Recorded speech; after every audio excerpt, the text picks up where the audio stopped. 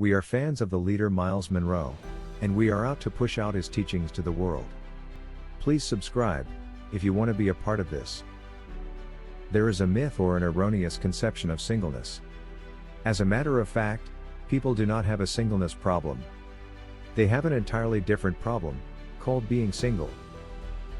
First, let us consider the concept of that long-lasting concern, which seems to control and influence so many lives.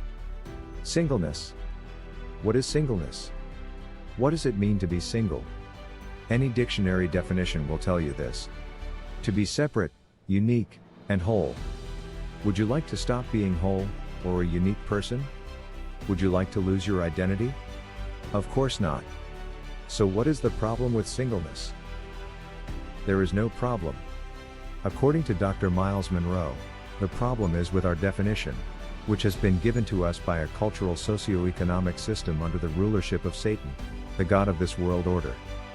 2 Corinthians 4 verse 4. The world's definition, which the church has adopted, opens the door to hurt, rejection, and even self-hatred. We have confused singleness with being alone.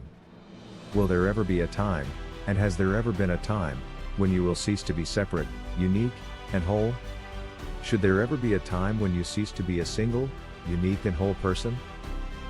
If your answer is no, then the next question is, does getting married do away with this definition of being single? When you marry, do you stop being a single individual who is unique and whole? Furthermore, the Bible does not teach that singleness is bad, negative, or unhealthy. If a state of singleness means to be unique and whole, then to be totally single should be every Christian's #1 goal. In fact, I want to impress upon you in this video that no one should marry until he or she is totally single. Until you are a separate, single, unique, and a whole person, you actually are not ready to marry. Marriage counselors, whether Christian or secular, will tell you that 99% of marital problems arise because a husband or wife have not seen themselves as unique and worthy individuals. That means they have a bad self-image, or they are schizophrenic in some way and not whole, or they are not separate, but always dependent on some other person to make them happy. What I am saying is that until you are truly single, marriage will be a difficult, and perhaps negative experience. Your marriage will get better as you become more single. I am striving to be truly single, and I believe that instead of running from being single, you should be running toward singleness. However, let us do as every wise person should do about every subject, and see what the author and creator of the product has to say about this subject. In Genesis 2 verses 18. Did God say, "It is not good for man to be single"? No, he said, "It is not good that a man should be alone." God had no problem with the man's separateness, his uniqueness, or his wholeness. As a matter of fact, Adam did not know that he was alone. God's statement was predicated on his own observation of the situation, on his own wisdom. The implication is that Adam was so totally unique and so whole that he did not miss anybody.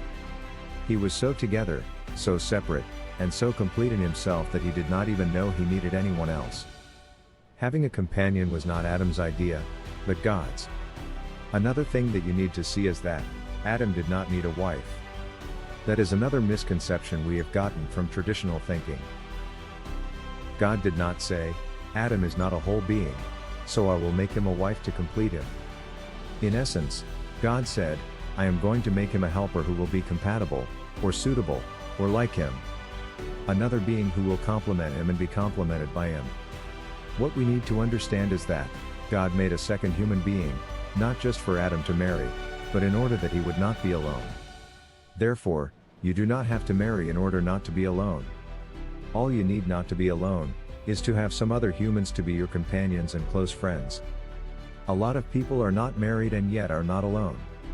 So we need to stop pressuring unmarried people to move into something that could prevent them from achieving the goal of total singleness.